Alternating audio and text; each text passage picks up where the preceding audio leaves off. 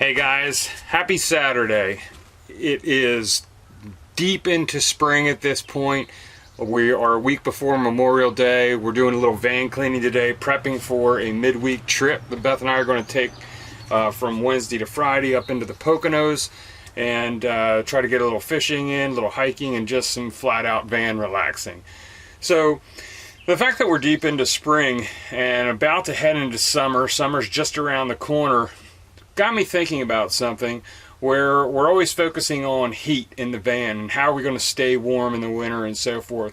But we also face that same issue in the summertime, and how are we going to stay cool? And while a lot of folks may have heaters in their vans for the winter, we don't necessarily, at least in our hand-built vans, we don't necessarily have air conditioning units. So what I thought I'd share today is what we do when we try to stay cool, because here in the Northeast, we're not too far north, we're not too far elevated. We might be, we might get up around 2,000 feet if we're lucky when we're staying somewhere. So, usually, if you're out in the West and you want to cool off, you kind of go up in elevation. Well, we can only go up so high here. So sometimes when you're really into a heat wave, if you will, where it's really humid, really just stagnant air that's not moving, sometimes you're really looking for relief, and you don't necessarily have to be in the sun. You can be in the shade and it's just as hot. And it's just kind of a factor with the Northeast sometimes. So one of the things that we do with the van is we purchased a little 12-volt fan from Mitchell. And I'll put a link to it down in the description.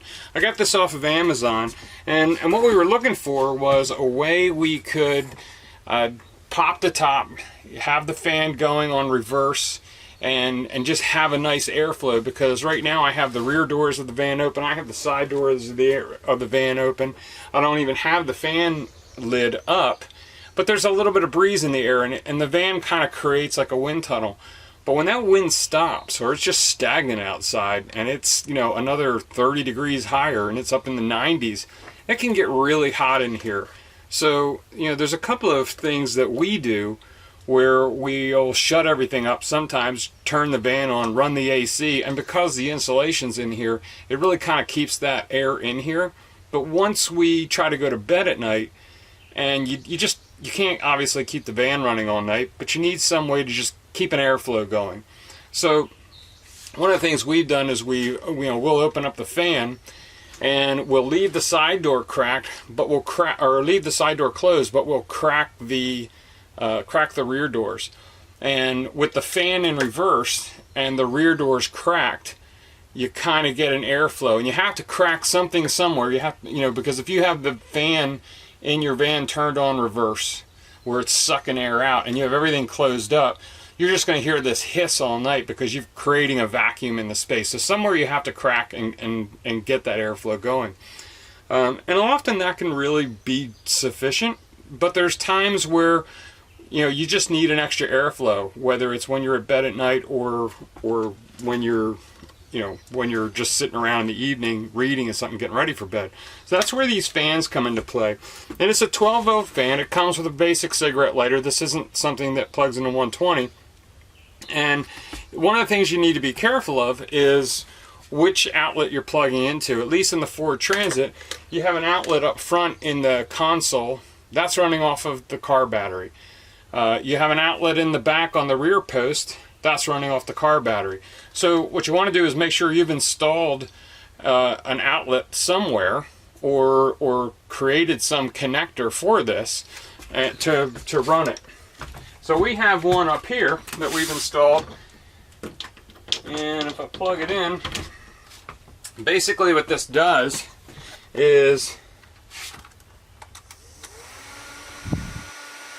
so both of these fans turn on. It's working off the 12 volt right now, and we'll take a look at the battery, see what kind of output it's putting on the battery. It's not bad at all. I can run this all night long. And if you look at the flags here, there's a nice, it's putting a nice airflow out. And the cool thing that I like about this Mitchell fan is these fans, there's two of them, and I can turn them 360 degrees this way, up and down, and I can also rotate them back and forth. Okay, so I can put this fan upside down here. I can mount it on the side here. But basically, I like to be able to move it around the van. There's times, especially when it's really hot out, we'll turn the air conditioner on in the van, and I'll put this up front on the console and like up on the dash with the AC running in recirc, and it's blowing the cold air and getting a circular cold air going. It really cools the van down fast. And again, if you have good insulation, the van's going to maintain that that cool air. And sometimes that's really all you need in the evening, just to get you to that bedtime where the sun is now down and now the temperature's actually starting to come down a little bit. But this really helps, whether you're mounting it in the back or you're mounting it up front, really helps move some air around. So let's take a look at what the output on the Goal Zero battery is.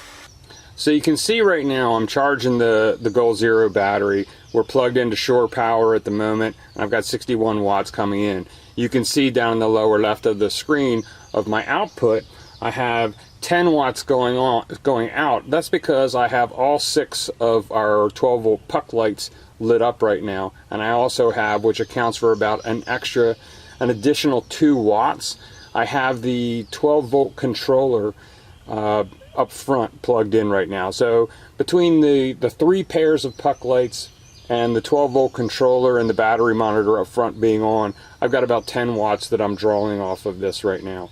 So let's go turn the fan on and see what we get.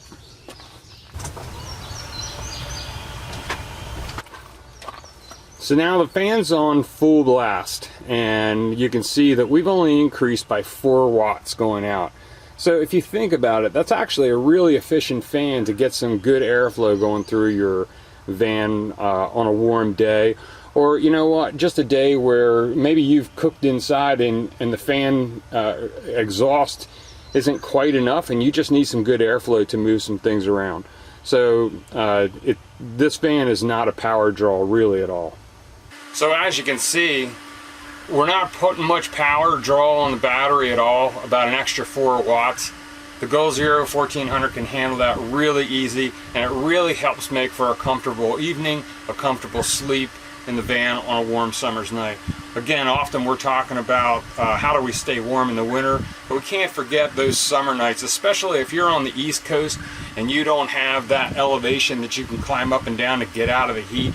There are times in the summer where we're trying to get away over here on the East Coast, and I wish I had the time to go west to climb a mountain somewhere to get out of the heat, but if you just look at the red on the map, sometimes you just can't escape it, and you look for the non-reddest section on a heat map, if you will, to kind of get yourself out of that humidity, out of that heat, and just start getting some airflow going through the van. And these little 12 volt fans are really make it nice. Whether you mount them in the van, again, I personally prefer not to mount it, because I have several outlets where I can plug it in and really fit the environment, fit that particular need at the time. So these 12 volt fans from Mitchell, got it off of Amazon, not real expensive. I'll put a link below in the description to it.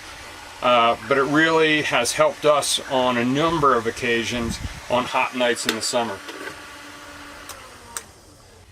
So that's what I have for this week. I really hope that you've had some great adventures coming out of winter, or even in winter, coming into the spring and through the spring, and have some great adventures planned for the summer. Because I know we do, and we have one coming up in a couple days, so I got to get back to cleaning out this van and getting ready for the next fishing trip. So until next time, peace. We'll see you on down the road. Have a good Memorial Day weekend next weekend, everybody. See you now.